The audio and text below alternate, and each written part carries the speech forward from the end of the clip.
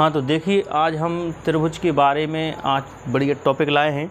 इसमें आपको त्रिभुज के सारे गुण और उसकी विशेषताएं क्या क्या होती हैं, त्रिभुज कितने प्रकार के होते हैं, त्रिभुज होता क्या है। तो त्रिभुज कोणों के आधार पर त्रिभुज होते हैं और भुजाओं के आधार पर त्रिभुज होते हैं।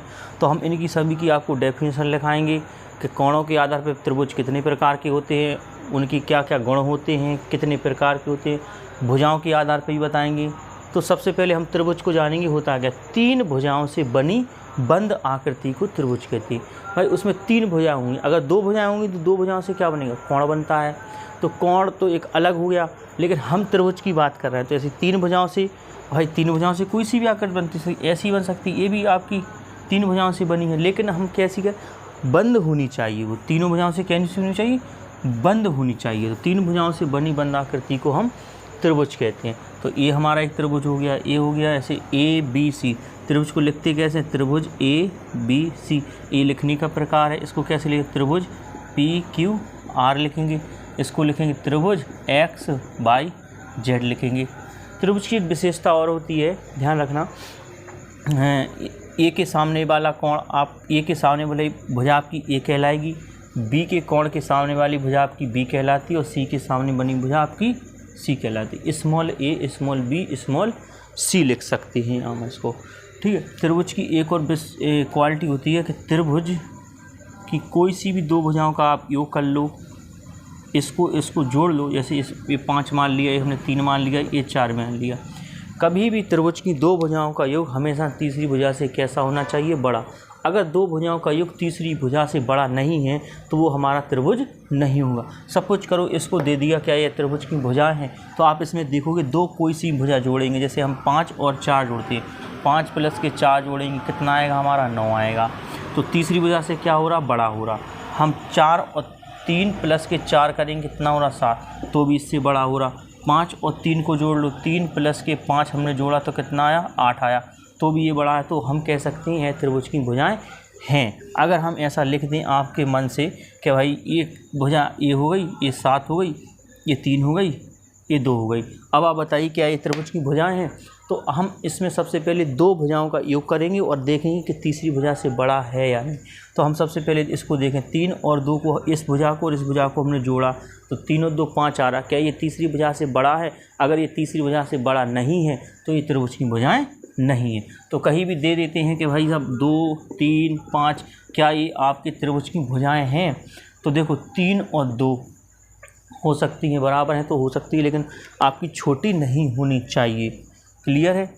फिर इस प्रकार से आपके कोण, दूसरा गुण क्या होता है, कोण। तो त्रिभुज के क्या होने चाहिए, तीनों कोण। त्रिभुज में के अंतः कोण होते हैं 3 और बाह्य कोण भी होते हैं।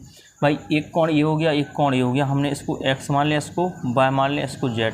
तो किसी भी त्रिभुज के तीनों अंतः कोणों का योगफल कितना होता है, 180 होता है। तो x प्लस के y प्लस के z बराबर कितना हो जाएगा, 180 डिग्री हो जाएगा। क्लियर है।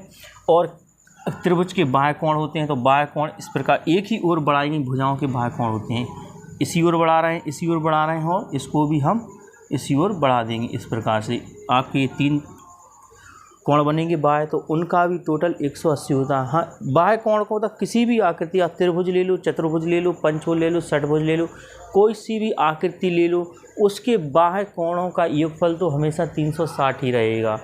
लेकिन अंदर के कोण बदलते रहते हैं। चूँकि हम आपको एक फॉर्मूला बताएंगे इसमें किसी आकृति के अंतः कोणों को ज्ञात करने का।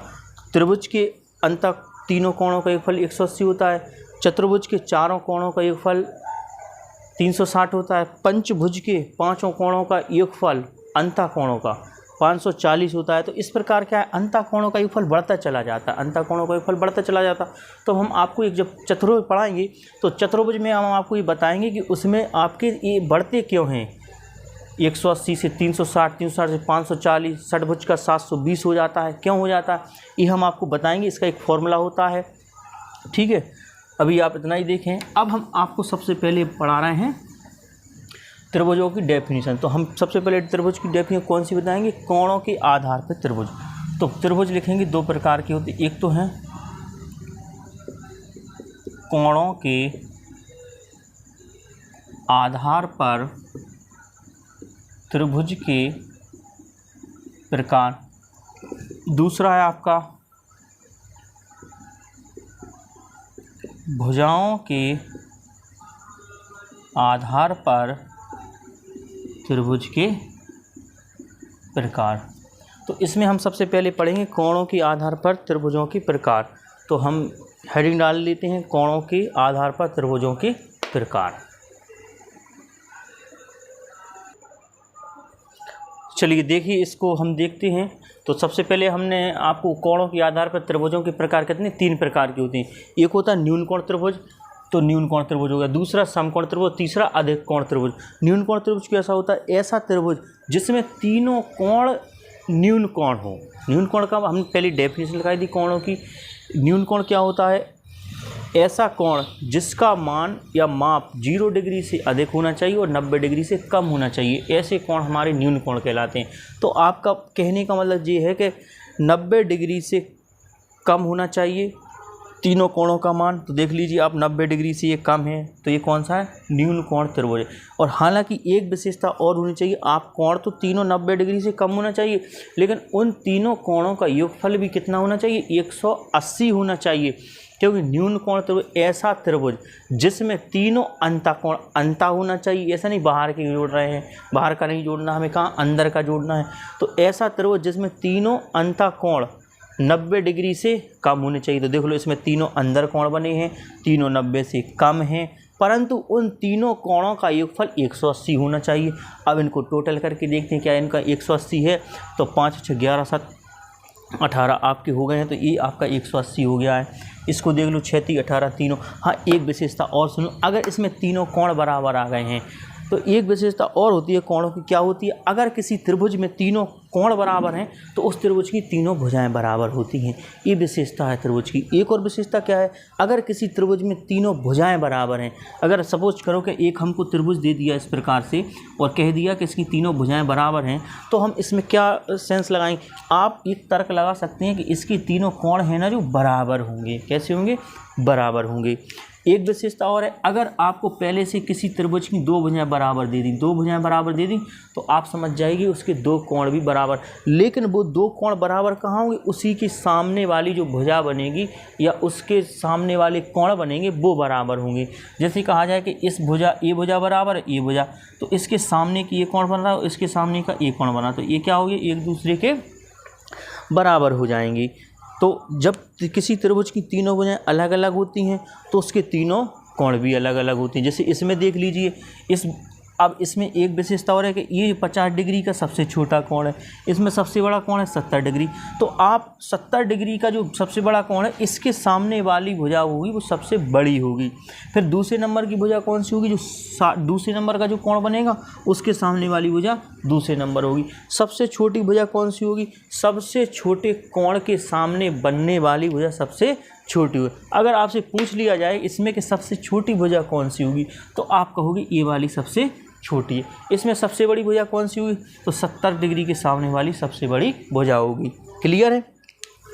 तो ये न्यून कोण त्रिभुज हो गया। अब हम अलग लिखते हैं इसकी परिभाषा किसकी, अधिक कोण, समकोण त्रिभुज क्या होता है। तो समकोण त्रिभुज की अलग अलग विशेषताएं, तो वो हम समकोण त्रिभुज के बारे में आपको बाद में पढ़ाएंगे जब हम उसके सवाल कराएंगे कुछ। तो अभी तो केवल डेफिनेशन चल रही है। क्लियर है, इसको नोट करिए, लिख लीजिए।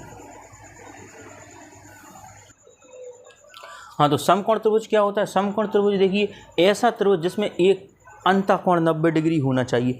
कोई सा भी त्रिभुज बना हुआ है, अगर उस त्रिभुज में आपको एक कोण 90 डिग्री का मिल जाए तो आप कहना वो आपका समकोण त्रिभुज कहलाएगा। अगर 2 समकोण त्रिभुज हो जाएंगे तो भैया 2 का 180 हो जाएगा टोटल, लेकिन हमें तो तीनों कोणों का 180 चाहिए ना, 0 डिग्री का कोई वैल्यू नहीं रहेगी। तो आप देखें तो इसमें एक कोण 90 डिग्री का है, भाई समकोण है, तो आई सबसे बड़ा कोण है, इसलिए इस भुजा कैसी होगी, सबसे बड़ी। तो आप देखें कि समकोण त्रिभुज में जो कर्ण होता है वो सबसे बड़ी भुजा होती है। तो 90 के सामने हमेशा क्या है, कर्ण बनता है। तो इसमें देख लीजिए आप, 90 के सामने सबसे बड़ी भुजा और 45 है, तो ये दोनों बराबर भुजाएं हो जाएंगी। ठीक है, तो समकोण त्रिभुज समझ में आ गया। तो समकोण त्रिभुज हो गया। ठीक है, आगे चलते हैं। देखिए अधिक कोण त्रिभुज। अधिक कोण त्रिभुज क्या था, ऐसा त्रिभुज जिसमें एक कोण अधिक कोण होना चाहिए। अधिक कोण क्या होता है, 90 डिग्री से अधिक कोण वाले अधिक कोण कहलाते हैं। तो 90 डिग्री से अधिक का कोण इसमें बन रहा है, इसमें बन रहा है। तो देखिए अधिक कोण त्रिभुज, ऐसा त्रिभुज जिसमें एक कोण 90 डिग्री से क्या होना चाहिए, अधिक होना चाहिए।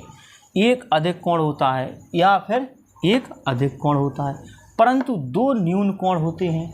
अब दो न्यून कोण क्यों होंगे, क्योंकि इसलिए होंगे अगर एक अधिक कोण आ गया, एक अधिक कोण का मतलब 90 डिग्री से ज़्यादा, अगर एक और 90 डिग्री आ गया तो भाई त्रिभुजों के अंदर के जो तीनों कोण बनेंगे वो कितने हो जाएंगे, वो 180 से ऊपर निकल जाएंगे। लेकिन हमारे त्रिभुज के तीनों कोणों का योगफल कितना होना चाहिए, 180 डिग्री होना चाहिए। इसलिए एक अधिक कोण होगा और दो कैसे होंगे, न्यून कोण होंगे। तो आप देख लीजिए 120 है और ये 40 और 20 60 हो जाएगा, 60 और 120 कितना हो गया, 180 हो जाएगा। इधर भी देख लीजिए आप 150 है, 20 और 10 30, ये भी 180 हो जाएगा। तो ये हमारे कोणों के आधार पर तीन प्रकार के त्रिभुज होते हैं। एक न्यून कोण त्रिभुज होता है और एक कौन सा होता है, समकोण त्रिभुज होता है और एक अधिक कोण त्रिभुज होता है। अब समकोण त्रिभुज की विशेषताएं जो हैं हम वो भुजाओं के आधार वाले त्रिभुज में पढ़ेंगे, क्योंकि उसमें आपका एक आएगा आपका समकोण समद्विबाहु त्रिभुज आता है, समकोण समद्विबाहु त्रिभुज आएगा, इसलिए उसमें हम आपका इसको डिटेल पढ़ाएंगे। क्लियर है, नोट कर लीजिए, आगे बढ़ते हैं।